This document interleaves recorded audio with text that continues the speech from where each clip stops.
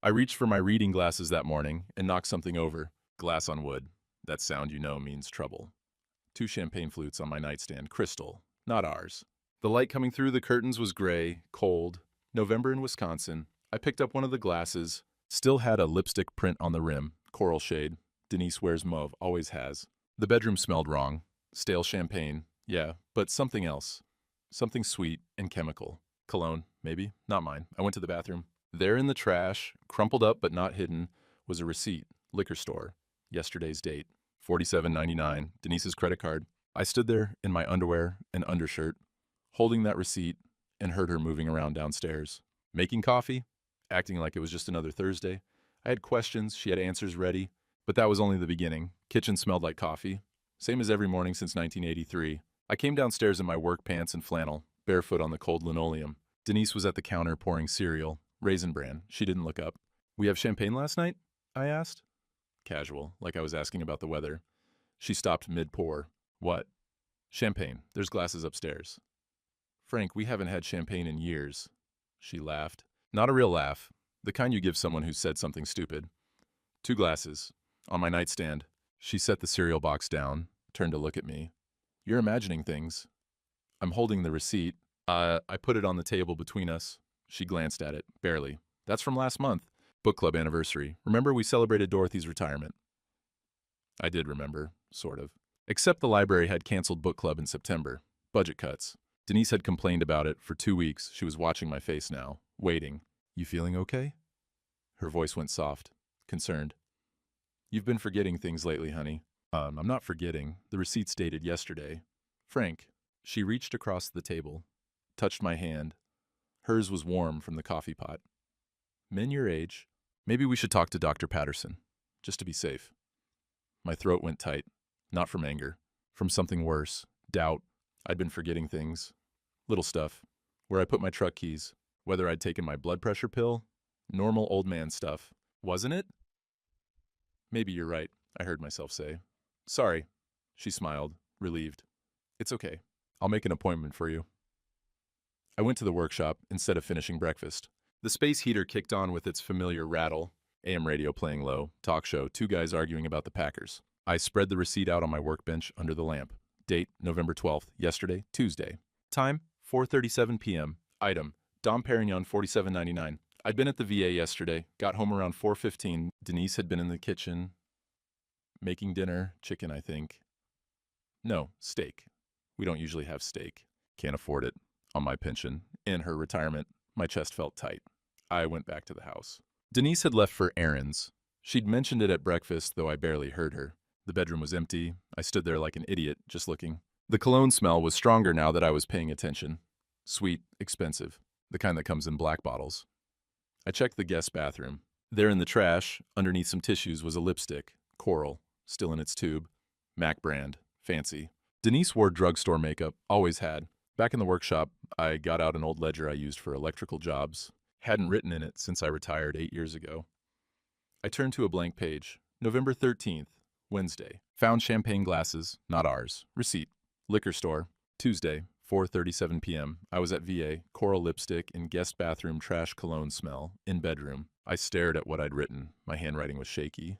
"You find the short by following the current," my dad used to say, back when he was still around to say anything. Before he walked out, there was a current here. I just had to follow it. Next Tuesday, I left for the VA at 1 o'clock. Same as always, 8 years, same routine. Every Tuesday at 1. The appointment ended early. New doctor, efficient. I was done by 2:45.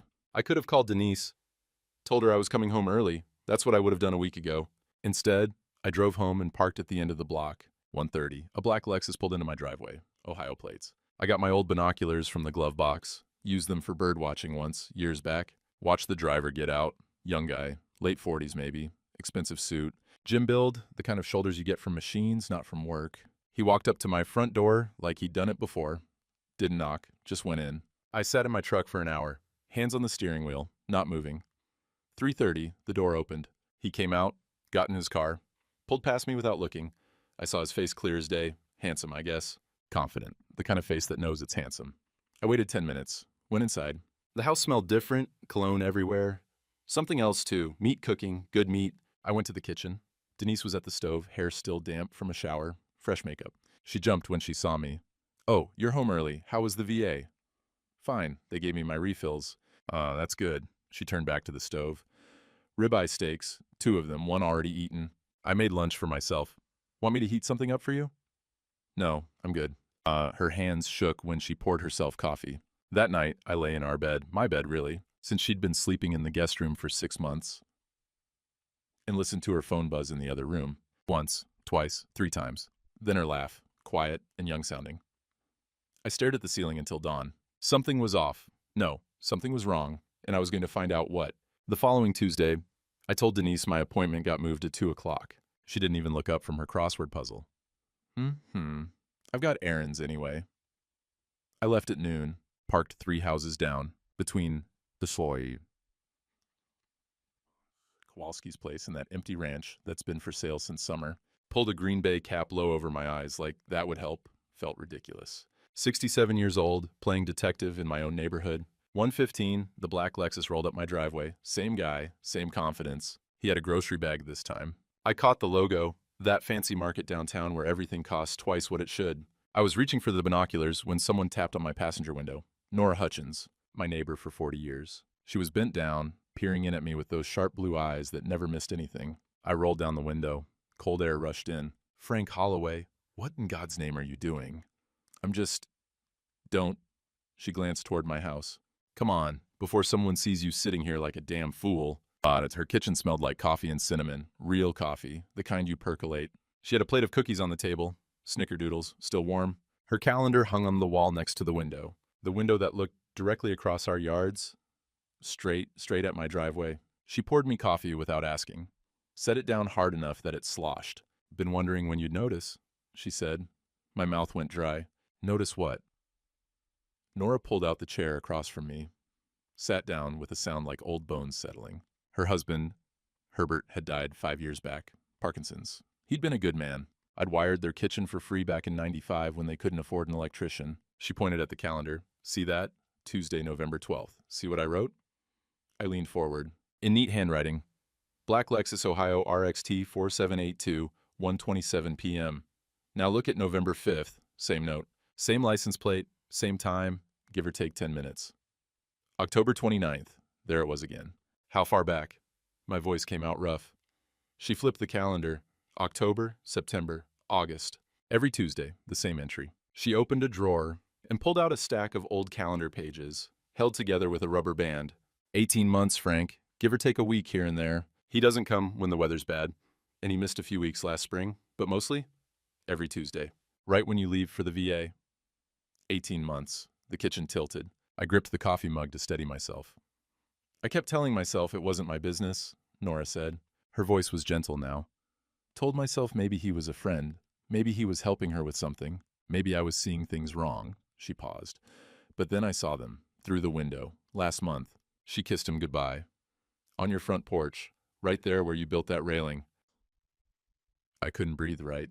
"Why are you telling me this?" I finally asked. "Because my Herbert stepped out on me, back in the '90s? I suspected, but I never had proof. Never pushed it, stayed quiet." She looked down at her hands. Wedding ring still on.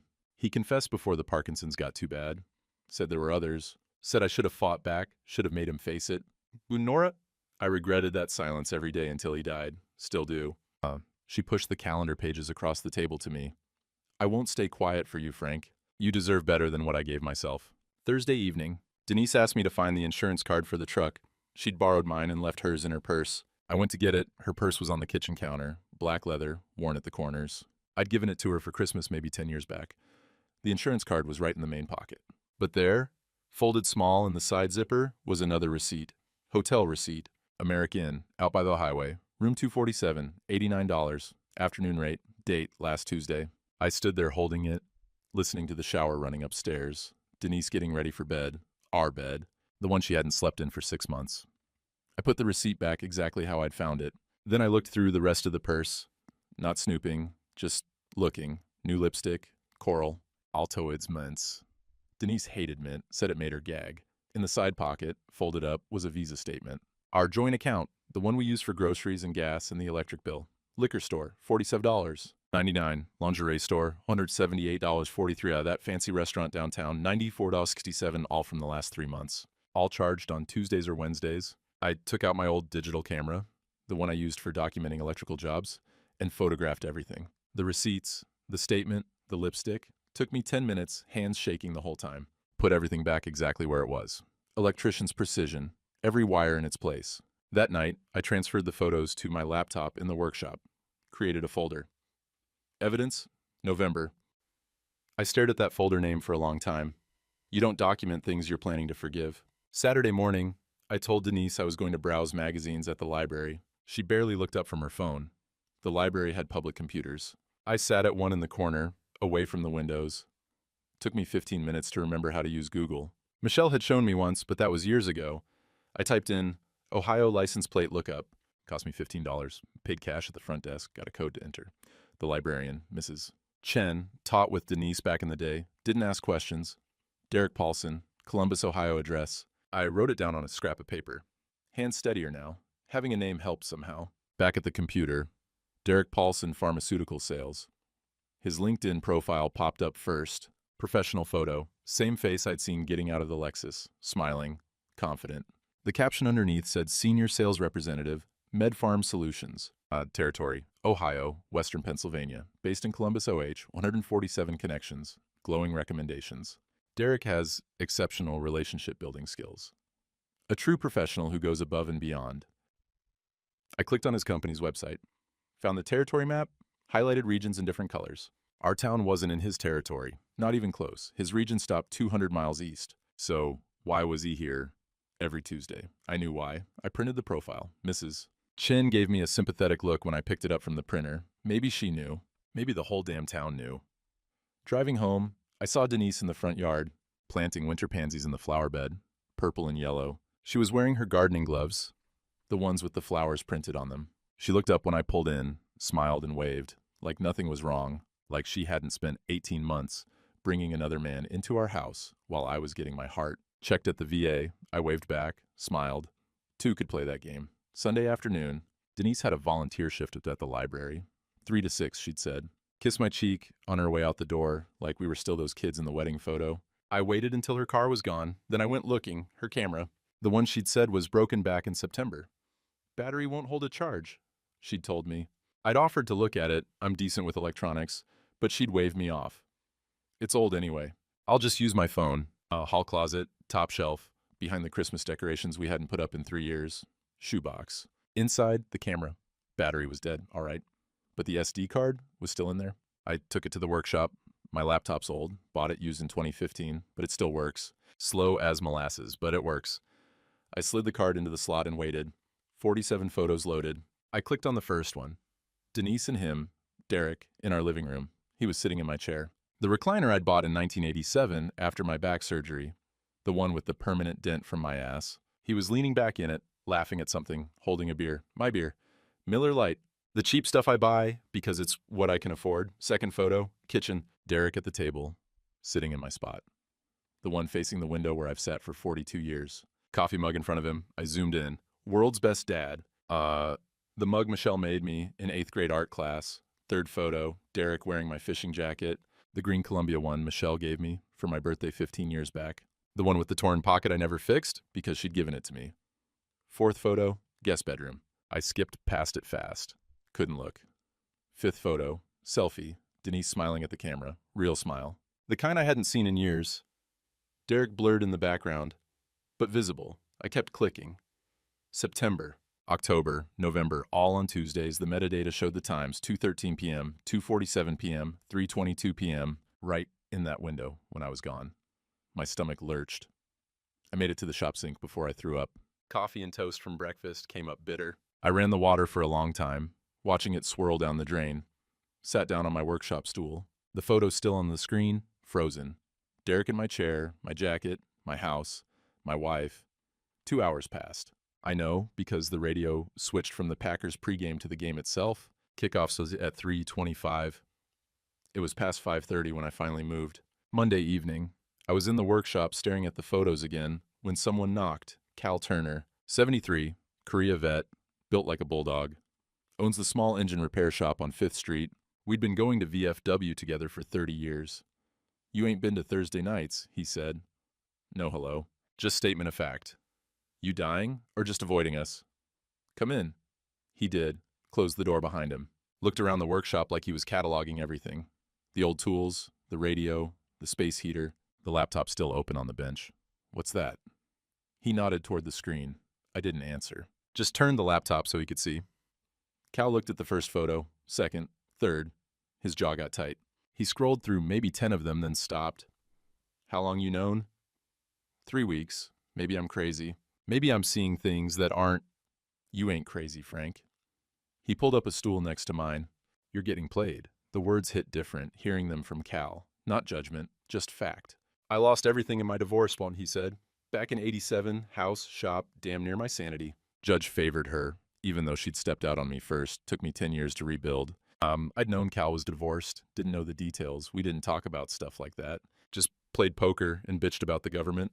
I don't want to go through what you went through, I said. Then don't.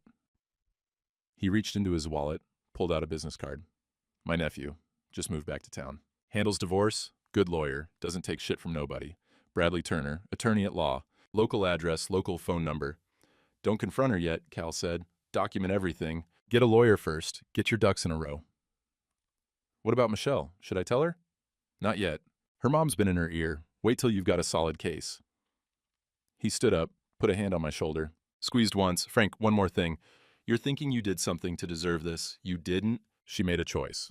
That's on her. After he left, I sat there holding the business card. Turned it over and over between my fingers. I copied all the photos to a USB drive. Small thing, blue plastic, fits in your palm. Hid it inside an old electrical junction box in the workshop. Metal box, screwed shut. Nobody but me would think to look there. Put the SD card back in the camera, closed it up, returned it to the shoebox exactly how I'd found it. Christmas decorations back in front, like I'd never been there. That night, 11 o'clock, I sat in the darkened living room. Denise was asleep in the guest room. I could hear her light snoring through the wall. The wedding photo was on the wall across from me, 1980. Me 23, her 20. Both of us smiling, real smiles. I looked at that kid, that version of me, and tried to remember what he was thinking that day. Probably thinking he'd never be like his old man, never walk out, never quit on family. That's what I'd promised myself when I was 12, and Dad didn't come home. I'd be different. I'd be loyal. 42 years I'd kept that promise. I got up, took the wedding photo off the wall, stood there holding it in the dark. The frame was dusty. When was the last time I'd even looked at it? Really looked? We'd had good years, early on, when Michelle was little, when we were building this house together, when Denise brought me iced tea while I worked weekends. 8 months pregnant, laughing at something. That had happened. That was real. But this woman who lied to my face and brought another man into our bed, I didn't know her. I put the photo in the drawer, face down. Next morning, I called Bradley Turner from my truck. Didn't want Denise overhearing. The phone rang 3 times. Turner and Associates, how can I help you? I need to talk to Bradley, I said. About a divorce. Of course. Can I get your name? Holloway, Frank Holloway. Perfect, Mr. Holloway. Bradley's been expecting your call. How's tomorrow at 2? Expecting my call. Cal must have given him a heads up. That works? I hung up, sat in the truck for a long time. Engine off, cold seeping in through the windows. My breath made little clouds in the air. I was really doing this, not saving the marriage. Protecting myself. There's a difference.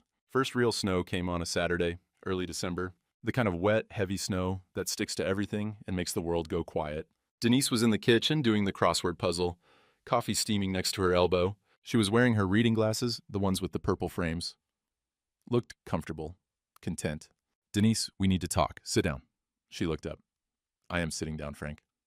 Then stay sitting. Something in my voice made her set the pen down. I put the folder on the table between us, manila. The kind you get at the hardware store. Inside were the printed photos. I'd done it at the library yesterday. Color copies, 23 of them. I found these, I said. On your camera, the one you said was broken. I flipped the first photo over. Derek in my chair, expected tears, apologies, some kind of shame. She laughed, not nervous laughter. Real amusement, like I'd told a joke. Oh, Frank, you actually went through my camera? That's low, even for you. 45 years, Denise. 45 years. 45 years of what? She stood up, poured herself more coffee like we were discussing the weather. You working late? You in that workshop every evening? You forgetting our anniversary 3 years running? So you brought him into our house? Into our bed? Guest bedroom, actually. Well, she blew on her coffee. I have some standards. The coldness in her voice shocked me more than anything. No defensiveness, no guilt, just irritation at being caught. Who is he? Doesn't matter. His name's Derek. He's from Ohio. He's not you, that's enough. Yeah. She sat back down, looked at me over the rim of her mug. I saw it then. She'd been waiting for this. Planning for it. Are you leaving? I asked. I've already talked to a lawyer, Frank. Martin Voss. You know him. Handles the church finances. He says you'll be lucky to keep your truck. My chest went tight. The house is half mine. More than half, actually, considering I maintained it while you were busy playing electrician in your little workshop. She stood up again. This conversation is over. I'm staying with a friend for a few days. Janet? Sure, Janet. The way she said it, I knew there was no Janet. She walked past me, grabbed an overnight bag from the hallway closet, already packed, had been for days, probably. Oh, and Frank? She stopped at the door. You should really see Dr. Patterson about the memory issues. About saying crazy things, people are starting to worry. The door slammed. Tires crunched on snowy driveway. I sat at the empty table. Photos scattered. One had fallen face up. Derek and Denise in the kitchen, kissing. His hand on the small of her back. My kitchen. My wife. I picked up my phone. Called Michelle. Voicemail. Hey, it's Michelle. Leave a message. Michelle. Honey, it's Dad. Need to talk to you about your mother. It's important. Call me back. 3 days passed. No call back. Tuesday. I tried again. Michelle, it's Dad again. Please call. It's about... I need you to call. Nothing. Thursday afternoon, my phone buzzed. Text from Michelle. Dad, Mom called. She's really worried about you. Maybe see Dr. Patterson? We can talk when you're feeling better. I stared at that text for 20 minutes. Denise had gotten to her first. Of course she had. Michelle had always been closer to her mother. And I'd given Denise plenty of ammunition over the years, the forgotten birthdays, the long work hours, that fight when Michelle got divorced and I'd said she was giving up too easy. I'd said that. 3 years ago, Michelle barely spoke to me after, and now Denise was using all of it, painting me as the confused old man, the one who needed checking on. Sunday, I went to church alone. First time in 40 years without Denise beside me. The Myers were in the pew ahead of me, Linda and Carol. They'd been in Denise's book club before it got canceled. They turned when I sat down, whispered to each other. I caught fragments. Not himself lately. Poor Denise, dealing with... They turned back around, smiled at me. That awful, pitying smile. Morning, Frank. How are you holding up? Fine, just fine. I left right after the service. Skipped coffee hour. Couldn't stand the looks. Hardware store Monday. Tom Brenner at the register. Heard things are rough, Frank. Hang in there, buddy. Everyone knew. Or thought they knew. Denise's version, anyway. The concerned wife dealing with her confused husband. I sat in my truck in the church parking lot. Watched other couples leave together. Jim and Martha Wallace, married 53 years. Pete and Susan Chen, probably 40. Even the younger couples, 30, 35, walking out holding hands. Everyone had someone. My phone rang. Unknown number. Mr. Holloway, Bradley Turner returning your call. When can you come to my office? How about today? I'll be there in an hour. That meeting was the first time someone believed me. Bradley looked at the photos, the timeline, the receipts. Looked at me and said, this is a strong case, Frank. Really strong. Cost $5,000 for the retainer. I wrote the check. It left me with $1,200 in savings. We'll work it out, Bradley said when he saw my face. I'm not letting you get screwed because of money. But 2 weeks later, the legal letter came. Denise's petition for divorce. And attached to it, property transfer documents, dated 6 months ago, claiming I'd signed over my half of the house to her, my signature.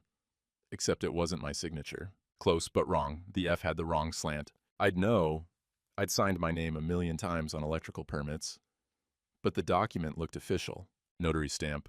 Everything. I called Bradley. She's trying to steal the house. I see it. Don't worry. That signature's forged. We can prove it. That night, the furnace made a grinding noise, then stopped. I went down to the basement. Pilot light was out, gas valve stuck. I tried fixing it myself, but my hands were shaking too much. Gave up. Temperature dropped to 45 degrees by midnight, 32 by morning. I sat in the living room wrapped in blankets. Herbert's old wool blanket that Nora had given me. Denise was staying with her friend. The house was mine, but it was dying around me. I could call Pete to fix the furnace, could call Cal, could ask for help, but I was tired. 67 years old, alone in a house I'd built with my own hands. House my wife was trying to steal with fake documents. While my daughter thought I was losing my mind, maybe easier to just sign it over. Move to VA housing, let her win, at least I'd be warm. I fell asleep in the chair, too exhausted to care. 2 weeks since the confrontation. Mid-January now. The kind of cold that makes your lungs hurt. I'd stopped shaving. What was the point? Stop making coffee at 5:47? Now it was 8, sometimes 9. The workshop was too cold to use, so I just sat in the living room chair. Same chair I'd slept in that first night when the furnace died. Denise had lowered the thermostat remotely before she left. Smart thermostat. I'd installed it myself 2 years ago, thought I was being modern. She'd changed the password, locked me out of controlling the heat in my own house. The furnace had been out for 3 nights. Inside temperature was 32 degrees. Water from the kitchen faucet ran icy. I could see my breath when I exhaled. 3 blankets wrapped around me. 2 quilts Denise's mother had made back when she was still alive. 1 wool blanket from Herbert before the Parkinsons took him. Dead people keeping me warm. Mail came around 10. I heard it hit the box, but didn't get up for an hour. Too cold, too tired. Finally shuffled to the door in my slippers and bathrobe. 3 envelopes, 2 bills, 1 legal-sized from Martin Voss, attorney at law. Inside was the divorce petition. Expected that. But underneath was something else. Property transfer documents. 8 pages stapled together. Looked official. County seal. Notary stamp. I sat back down at the kitchen table. Spread the papers out.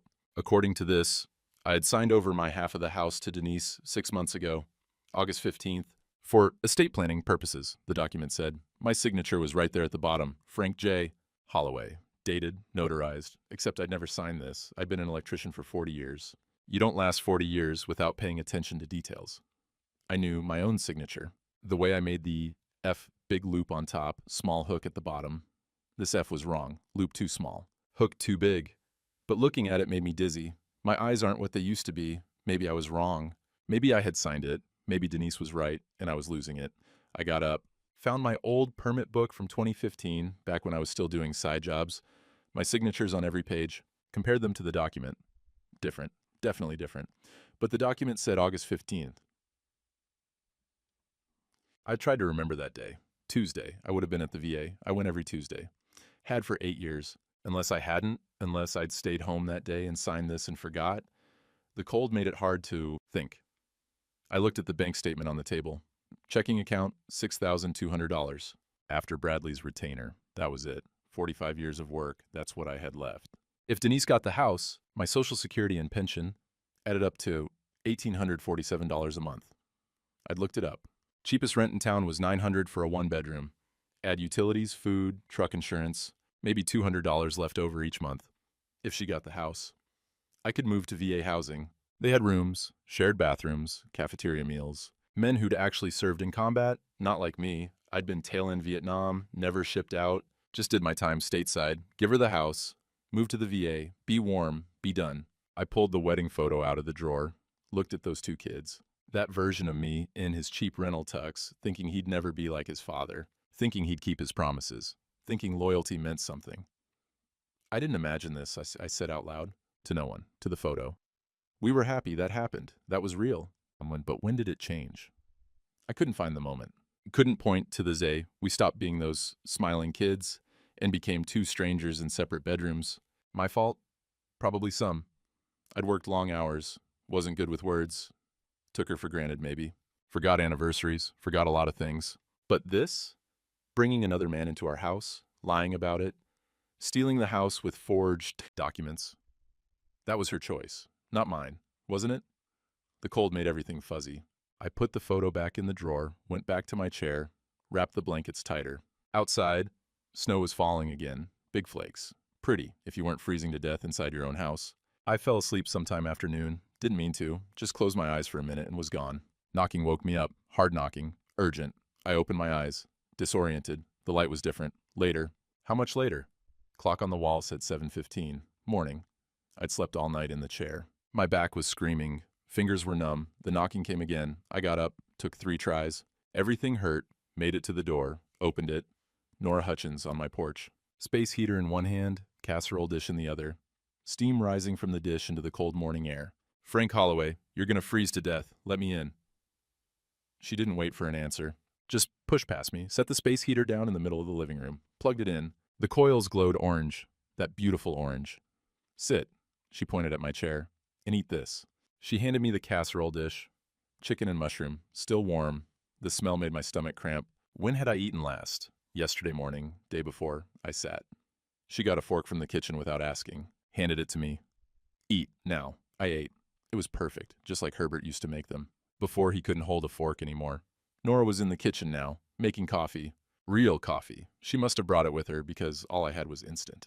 I heard the percolator start to bubble. She came back, sat across from me in Denise's old chair, the one that had been empty for 6 months. How long's that furnace been out? 3 days. Why didn't you call someone? Pete would have come over. Cal would have come. Didn't want to bother anyone. She looked at me for a long time. Then she shook her head. Frank, I've been watching. And I've been keeping records. She pulled out a stack of papers from her coat pocket, her calendar pages, but not just the ones she'd shown me before. These had more notes, detailed notes. November 12th, Black Lexus Ohio plates RXT 4782, arrived 1:27 p.m. Derek P. carried grocery bags inside. Wine bottles visible. October 29th, Black Lexus arrived 1:33 p.m. Denise kissed him goodbye on porch 3:42 p.m., right there where you built that railing. September 17th, Black Lexus arrived 1:25 p.m. Denise left with him in his car, returned 2 hours later wearing different clothes. She had 18 months of this. Every detail. Times, dates, what they wore, what they carried, license plate numbers. Why? I asked. Why are you doing this? She folded her hands in her lap. The wedding ring caught the light from the space heater. Because Herbert had affairs I never could prove. Multiple affairs. Over years, I suspected. I saw signs. But I stayed quiet. Told myself it wasn't my business. Told myself I was imagining things. She paused. He confessed before he died. When the Parkinson's was bad and he knew he didn't have much time. Said there were 5 different women. Said I should have fought back. Should have made him face it. Should have documented. Should have gotten proof. Nora, I'm sorry. I regretted that silence every single day. Still do. Every time I look at that empty chair across from me, I think about how I let him treat me like that. She pushed the calendar pages across to me. I won't stay quiet for you, Frank. You deserve what I never gave myself. She stood up, pulled a business card from her pocket. Same one Cal had given me. Bradley Turner, attorney at law. Cal gave me this when he heard what was happening. Said you called but haven't been back in. You're going today. I can't afford. You can't afford not to. This woman is stealing your house, Frank. The house you built. Board by board. Every wire. Every nail. You built it. What if I can't win? What if you can? She walked to the door. I'm calling Pete right now. He's going to come fix that furnace. And you're not going to argue about the cost. And then you're going to call that lawyer. She left. I heard her on her cell phone before she was off the porch. Pete, it's Nora. Frank's furnace is out. Can you come today? Good. I'll wait here till you get there. Pete Kowalski showed up 20 minutes later, toolbox in hand. He's 50-something, runs the gas station on Main Street. I'd wired his garage for free back in 1998 when he couldn't afford an electrician. Let's see what we got, Frank. He went down to the basement. I heard him banging around, muttering, then a clang, then the beautiful sound of the furnace roaring to life. 20 minutes, that's all it took. He came back upstairs. Pilot light was out, gas valve was stuck, simple fix. What do I owe you? Nothing. Pete, I can't. You wired my shop for free, wouldn't take a dime. Said we were neighbors, and that's what neighbors do. He zipped up his coat. We're even now. He was gone before I could argue. The heat kicked on. I stood in front of the vent. That warm air on my face felt like grace. Nora was still in my kitchen. She'd made eggs and toast. Set it on the table. Eat, then call. I ate. She watched like a mother watching a child, making sure I finished. Then she handed me the phone. Call him, while you still have fight in you. I dialed Bradley's number. My hands were steadier now. Having food in my stomach helped. Being warm helped. Turner and Associates, this is Sarah. This is Frank Holloway. I need to schedule an appointment with Bradley. Of course, Mr. Holloway. He's been hoping you'd call. How's tomorrow at 2? I looked at Nora. She nodded firmly. That works. Perfect. Please bring any documentation you have. Financial records, evidence, property documents. I have photos, receipts, timeline, property documents that are forged. Excellent. We'll see you tomorrow at 2. And I hung up, set the phone down. I did it, I said. You did. Nora stood up, started gathering her things. Now I'm going to bring more food tomorrow. You're going to eat it. And you're going to focus on that lawyer meeting. After she left, I sat in the warming house. The space heater still glowing orange. The furnace humming. The smell of coffee and eggs. I got out the USB drive from my workshop hiding place, the blue one with all the photos. Brought it back inside. Sat at the kitchen table with my laptop. Opened the folder labeled Evidence November. Photos, receipts. Nora's calendar pages, which I photographed with my phone. The property documents with the forged signature. I created a new folder. Evidence complete. Started organizing everything by date, by type, by relevance. Electrician's rule: when the circuit's broken, you don't guess. You test, you document, you fix it right. Tomorrow, I'd take this to Bradley. Tomorrow, I'd start fixing this. Bradley Turner's office was above the pharmacy on Main Street. Narrow stairs. My knees complained the whole way up. The waiting room smelled like old coffee and paper. Sarah, the receptionist, looked up when I came in. Young, maybe 30, gave me a kind smile. Mr. Holloway, go right in. Bradley was younger than I'd expected. Late 30s, maybe. Cal's nephew. I could see the family resemblance in the jawline. Fit, glasses, rolled up shirt sleeves. Diplomas on the wall, Northwestern Law. He stood up, shook my hand, good grip. Frank, Uncle Cal's told me a lot about you. I sat down across from his desk, set my folder down between us. I don't know where to start. Start anywhere. I've got time. So I did. Told him about the champagne glasses, the Tuesday pattern, Nora's calendar, the photos, the hotel receipts, the forged property documents. He listened without interrupting, took notes on a yellow legal pad. When I finished, he was quiet for a long time, just looking at the evidence spread across his desk. Finally, he looked up. Frank, this is a strong case. Really strong. Something in my chest loosened. Someone believe me. The adultery is clear. Photos, timeline, witnesses. Nora's documentation is gold. Most people don't have this kind of proof. He picked up the property documents. And this? This signature is forged. I can see it without analysis, but we'll get forensic confirmation anyway. Can we prove it? Absolutely. Look here. He pointed at the notary stamp. This county code doesn't exist. Whoever made this used a fake stamp. We'll also check where you were on August 15th. I was at the VA.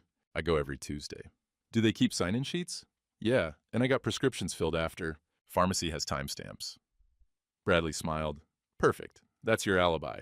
You couldn't have signed this document because you weren't even home. He explained the process. Filing response to divorce petition, challenging the property transfer, requesting forensic analysis of the signature, discovery, depositions, eventually a hearing. Timeline's probably 6 to 8 weeks. Martin Voss is her lawyer. You know him? Handles the church finances. He's got a reputation. Aggressive, but sloppy. He'll try to intimidate you. Don't engage directly. Everything goes through me. We talked about money, $5,000 retainer. I'd already written the check. It hurt, but it was done. We'll work it out, Bradley said when he saw my face. I'm not letting you get screwed because of money. Uncle Cal would kill me. When I stood to leave, I felt different, lighter, like the weight was being distributed across more shoulders. Frank, Bradley walked me to the door. Your daughter, has she heard your side? No, she thinks I'm confused. Her mother got to her first. You should try calling again. Show her the evidence. Family testimony is powerful in these cases.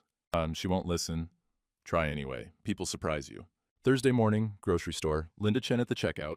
She's young, maybe 25, and she always gives me the senior discount without asking. She rang up my milk and bread, then reached under the counter. Found these in the drawer. She handed me a stack of manufacturer's coupons. You should use them. I looked at her. She held my gaze for a second. A tiny nod. She was helping, quietly. In the way small-town people help when they can't help openly. Gas station that afternoon. Pete filled my truck while I waited inside. When I tried to pay, he waved me off. Your money's no good today, Frank. Why not? Because you're good people, that's why. Saturday, I needed screws for a small project in the workshop. Trying to keep busy, keep my hands occupied. Tom Brenner was at the register at the hardware store. Frank, got a minute? Come to the office. Back room, cluttered desk, calendar on the wall, smelled like sawdust and motor oil. Tom pulled an envelope from his drawer. That Derek fella came in here, twice, with your wife. Had a bad feeling about him. Talked down to me, called me chief, acted like he owned the place. He opened the envelope. Receipts inside, all dated, time-stamped. Light fixtures, paint, door hardware. They were shopping for your house like they already owned it. Figured someone might want these. And I took the envelope. Thank you, Tom. We've known each other how long? 20 years? You wired this whole store for me in '03? Wouldn't take a dime over cost. He shook his head. That's not right, what she's doing. None of it's right. Sunday after church, Pastor Jim Walters caught up with me in the parking lot. First time he'd engaged since this whole thing started. Frank, I owe you an apology. I waited. I've been trying to stay neutral. Pastoral duty, I told myself. But that's not the same as being Christian. Sometimes you have to take a side. It's okay, Jim. It's not, but I'm here now. If you need character witnesses for the legal proceedings, the church board will write statements. We've known you 40 years. We know what kind of man you are. Monday, I went to deposit a small check. Linda Chen, Tom's daughter, I remembered now, was at the teller window. She looked around, made sure no one else was close. Mr. Holloway, I probably shouldn't say this. What is it? Your wife opened a separate account 3 months ago, moved money from your joint account. Large transfers. How much? I can't say exactly, but she bit her lip. Significant. What another betrayal, another layer. Thursday night, VFW Hall, 7 o'clock. First time back in over a month. I walked in nervous. Didn't know what to expect. Word travels fast in a small town. Cal was at our usual table.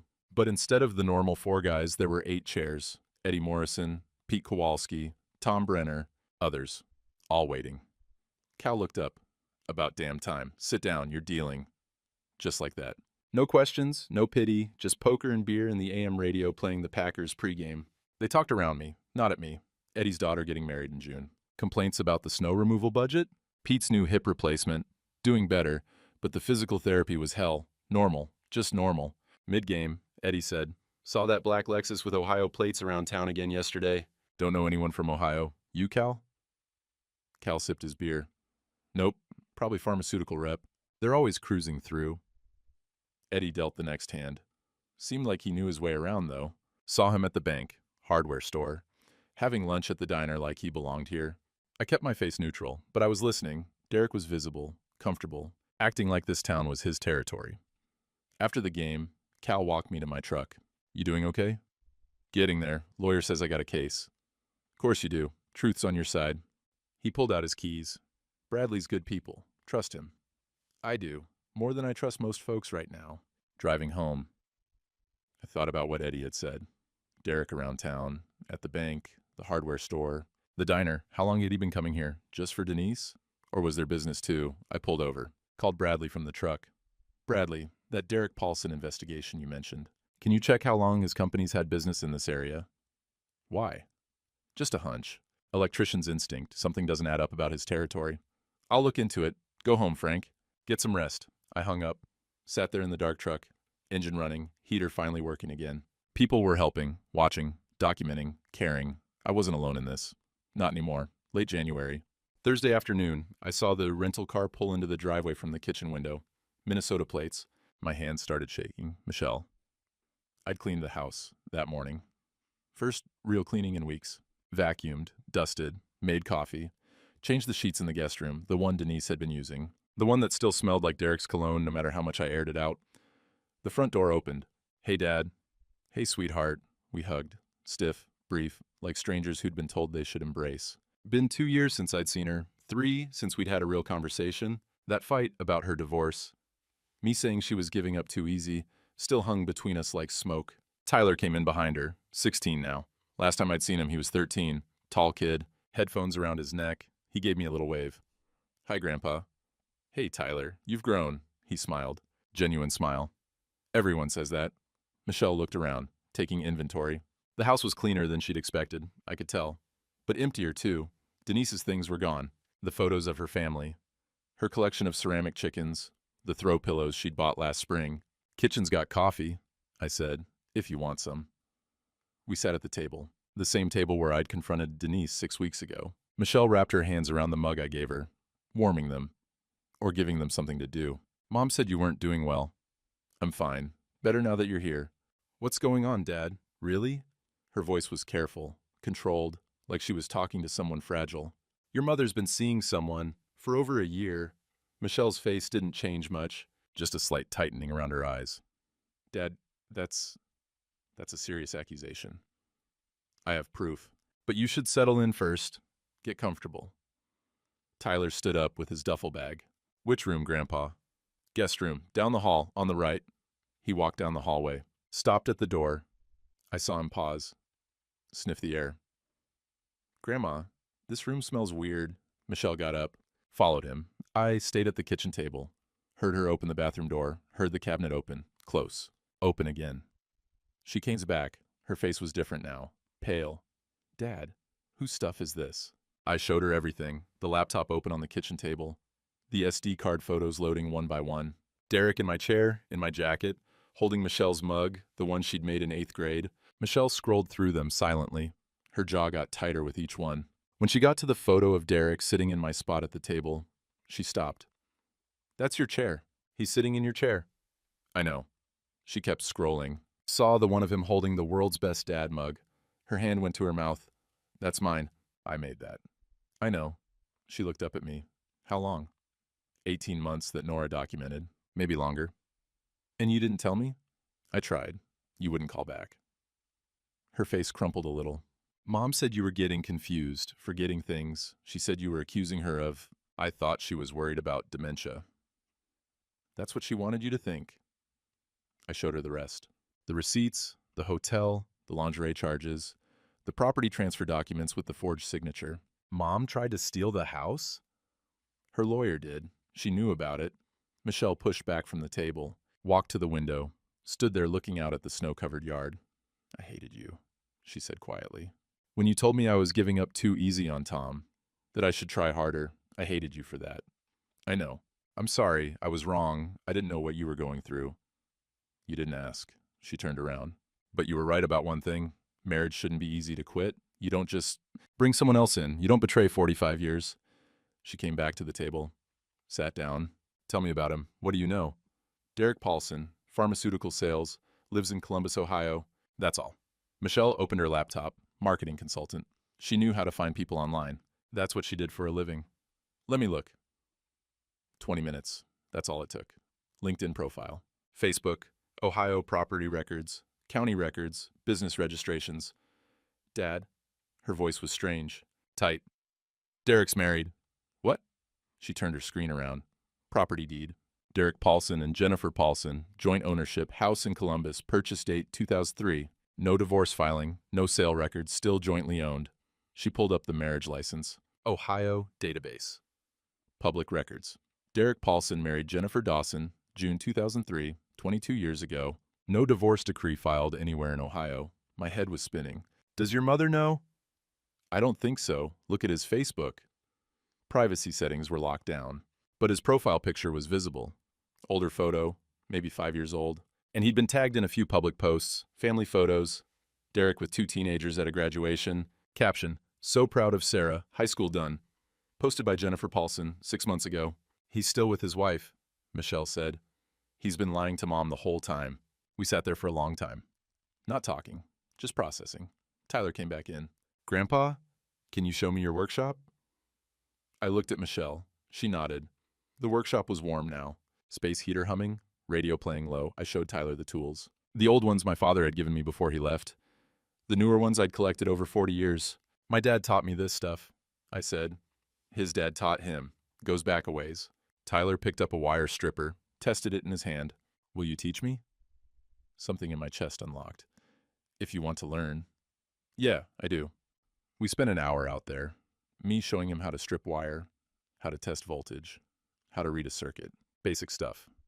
But it felt important, like I was passing something down that mattered. When we came back inside, Michelle had dinner going. Pizza delivery, first shared meal in years. Tyler showed me memes on his phone. I didn't get most of them, but I laughed anyway. Michelle watched us, smiling, real smile, the kind I hadn't seen from her in years. After Tyler went to bed, Michelle and I washed dishes together, standing side by side at the sink like we used to when she was little. I'm sorry I didn't call back, she said. I'm sorry I didn't listen. When you were going through your divorce. I judged, instead of supporting. You did, and she handed me a plate to dry. But you're listening now? You're here now. She dried her hands, turned to face me. Dad, we need to tell Bradley about Derek being married. This changes everything. Does it? Are you kidding? It proves he's a liar, a predator. It undermines everything he might say. And Mom, she paused. Mom didn't know. She was lied to, too. That complicated things. Made me feel something I didn't want to feel. Not quite sympathy, but something close. Michelle pulled out her phone, looked at me. I'm going to call Derek's wife. Michelle, it's the right thing to do. She deserves to know, and her testimony could help you. She was already dialing. Put it on speaker. It rang 4 times. Hello? Woman's voice, tired. Mrs. Paulson, my name is Michelle. Your husband has been having an affair with my mother. Silence on the other end. Long silence. Then, I know, I've known for months. Michelle's eyes went wide. You know? I hired investigators last summer. He's done this before. Multiple times. Different territories? Same pattern? Her voice was flat, resigned. I've been documenting everything for my divorce lawyer. Would you be willing to provide testimony for my father's case? Another pause. Against Derek? Yes. Absolutely. Email me the details. I'll send you everything I have. They exchanged information. When Michelle hung up, she looked at me. Bradley needs to hear this. Tonight. She called him and put it on speaker again. Bradley Turner. Mr. Turner, this is Michelle Holloway, Frank's daughter. I found something important about Derek Paulson. I'm listening. He's married, currently married, to Jennifer Paulson in Columbus, Ohio, has been since 2003, never divorced. I have property records, marriage certificates, and his wife has been documenting his affairs. She's willing to testify. Silence. Then, are you certain? I work in digital marketing. I can find anyone. I'm certain. Send me everything you've got. This could be very significant. After the call, I asked, what does this mean? Michelle looked at me. It means Mom's been lied to almost as much as you, and it means Derek Paulson is about to lose everything. Bradley's office, Monday afternoon, week before the hearing, conference table, me, Bradley, Nora, Cal, Tom, Michelle. We're going over testimony, Bradley said. Martin Voss will cross-examine. Stay calm. Answer only what's asked. Don't elaborate. He started with Nora. Tell me about your documentation. I keep a calendar, write things down. Helps me remember my Herbert. She pulled out her pages. Black Lexus, Ohio plates, every Tuesday for 18 months. Sometimes he stayed 3 hours, sometimes longer. Why were you watching? I wasn't watching. I was living my life. My kitchen window faces their driveway. I noticed things.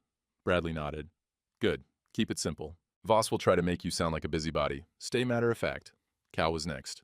Character witness.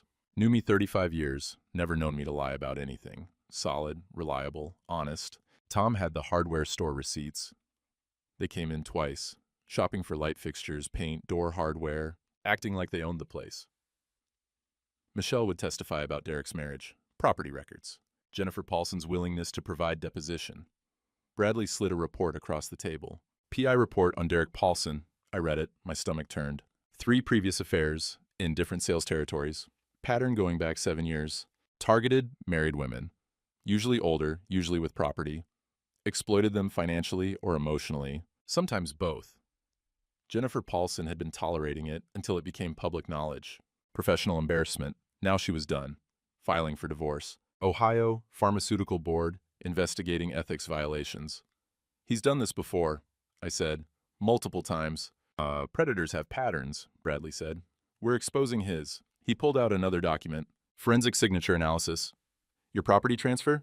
Signature is forged. Pressure analysis wrong. Stroke order wrong. And the notary stamp is fake. County code doesn't exist. What about my alibi? VA has your sign-in sheet from August 15th. You were there from 1:15 to 2:45. Pharmacy filled your prescription at 3:10. You couldn't have been home signing documents. So we can prove it's fraud? Absolutely. Judge Morrison's going to be furious when she sees this. After the meeting, Michelle and I walked to my truck.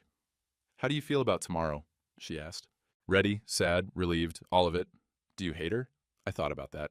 No, I'm angry, hurt, but not hate. Why not? Because I wasn't perfect either. Worked too much, didn't talk about feelings, took her for granted. I unlocked the truck. That doesn't excuse what she did, but it explains part of it. Michelle hugged me. I'm proud of you, Dad. Eve of the hearing. Michelle and Tyler staying overnight for moral support. Tyler was asleep in the guest room. We'd cleaned it thoroughly. New sheets, new everything. Trying to erase Derek's presence. Michelle and I sat on the couch, TV on, but muted. How do you really feel? She asked. Tired. Ready for it to be over. My phone rang. Unknown number. I answered. Hello? Frank. Denise's voice. First time I'd heard it in 6 weeks. We need to talk. Before tomorrow, please? Her voice was different, scared, not the confident woman who'd laughed at me. About what? Bradley knows about the documents. Martin says he's going to make me look. She stopped, started again. Can we settle this? Without court? I'll take half, just half, and we can move on. No. Frank, please. This will humiliate me. Everyone will know. Everyone already knows. You made sure of that. I'm sorry. I didn't mean for it to go this far. I thought... Yes, you did, Denise. You meant all of it. I hung up. First time I'd hung up on her in 45 years. Michelle looked at me. Was that Mom? Yeah. Wanted to settle? Avoid court? What did you say? No, we're seeing this through. February 28th, County Courthouse, 9 a.m., small courtroom, judge's bench, 2 tables, gallery seats, maybe 20 people. Michelle and Tyler, Nora, Cal, Tom, Pastor Jim, others from town, all there. Denise sat at the other table with Martin Voss. She looked thinner, older, wouldn't look at me. Derek wasn't there. Refused to appear. Couldn't be compelled in civil proceedings. Judge Morrison entered. Late 50s, sharp eyes, no-nonsense demeanor. Let's proceed. Bradley presented our case. Systematic. Methodical. Nora testified. Timeline. Calendar documentation. Visual confirmation. Photos entered as exhibits. Derek in my spaces. Wearing my things. Hotel receipts. Credit card statements. Community witnesses. Cal and Pastor Jim. Character testimony. Frank Holloway's integrity. 40 years in this town. Martin Voss countered. Mr. Holloway neglected his wife emotionally. Marriage was already broken. Mrs. Holloway sought companionship elsewhere. Bradley stood. Those are reasons for divorce, Your Honor, not excuses for fraud. Martin presented the property transfer documents. Bradley countered immediately. Those documents are forged, Your Honor. Forensic analysis, notary investigation, VA sign-in sheets, pharmacy timestamps. Judge Morrison examined the documents herself. 5 minutes. Courtroom silent. Mr. Voss. Her voice was cold. This notary stamp doesn't correspond to any registered notary in this county. Explain. Martin conferred with Denise, whispered, urgent. Your Honor, my client received these from a third-party consultant. Name? Martin hesitated. Denise whispered something. She looked panicked. Miss Holloway. Judge Morrison's gaze was sharp. Did you have knowledge these documents were fraudulent? I was told Frank had signed. I thought. Denise stopped. Derek said... She caught herself. Too late. Derek Paulson, Your Honor. Bradley stepped forward.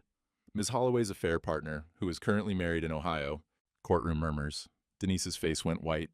Bradley presented Jennifer Paulson's deposition. Marriage certificate. Property records.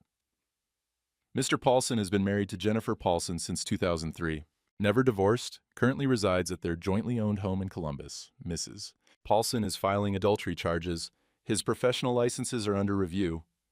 Denise turned to Martin. Her voice broke. He told me he was divorced. He said... Judge Morrison held up her hand. Ms. Holloway. Did you know Mr. Paulson was married? Denise shook her head, crying now. Bradley continued. Mr. Paulson has a pattern. 3 documented affairs. In previous territories, he targets married women. Mrs. Paulson has been documenting for over a year. Judge Morrison leaned back. I've heard enough. I'll issue my ruling. 15 minutes. Felt like hours. She returned. Read from her notes. Divorce granted. Property transfer documents declared fraudulent and void. House awarded to Frank Holloway with sole ownership. Marital assets divided 60-40 in Mr. Holloway's favor due to adultery and attempted fraud. Ms. Holloway ordered to pay Mr. Holloway's legal fees. No alimony to either party. She looked at Denise. I'm referring this matter to the prosecutor's office regarding fraudulent documents. Whether charges are filed is their discretion. Gavel down. We're adjourned. 2 weeks later, mid-March, envelope in the mailbox, Denise's handwriting, inside signed deed, her name removed from the title, notarized properly this time, no note, no apology. Also, inside, the wedding photo, the one from our living room wall. I held it, looked at those 2 kids. June 1980, both smiling, both believing. We were happy once. That happened. That was real. But so was this. The betrayal, the lies, the theft attempt. Both truths existed. I didn't forgive her, probably never would. But I didn't need to carry the rage anymore. I put the photo in an album, not displayed, but not destroyed either. Filed the deed in the cabinet. House legally mine now. All mine. Looked at the empty wall where the photo had hung. Nail holes still there. Some things you patch. Some things you leave. April 15th, spring fully arrived. Last snow melted weeks ago. I was on the front porch, replacing a section of railing. Same railing I'd built in 1983. weathered now, but still solid, still repairable. Tyler was helping, holding boards, learning how to use the level. Measure twice, cut once, Grandpa. That's right, always. Michelle pulled into the driveway. Every other weekend now. Groceries in her trunk. She'd brought that coffee I liked. The good stuff. We'd fallen into a rhythm. Her and Tyler visiting, Nora waving from her kitchen window, Cal stopping by for Friday poker. The house filling with different people, different laughter, not replacing Denise, but not empty either. You know what I learned? I said to Tyler. Some things break. Doesn't mean everything was broken. What do you mean? Your grandmother and I, we had good years. Really good. That was real. But people change. And sometimes when they change, they go in different directions. Are you sad? Sometimes, but not today. Spring rain started, gentle, warm, not winter's ice, rain on the tin porch roof. That drumming sound I'd heard for 42 years. Crocuses were up in the yard, purple eye against brown earth. Tyler laughed when the rain soaked his shirt. Michelle called from inside. Come on, you two. Lunch is ready. I looked at my hands on the weathered porch rail. Scarred wood, aged hands, both still strong enough to build, to fix, to teach. Nora waved from her window. Cal's truck was pulling in, early for poker night. The house smelled like coffee and sawdust and Michelle's soup. Smelled like possibility. 67 years on Earth, 45 with Denise. Maybe the next chapter would be shorter. But it was mine. I went inside with Tyler. Closed the door on winter. Some things last, I thought. You just gotta know what's worth keeping.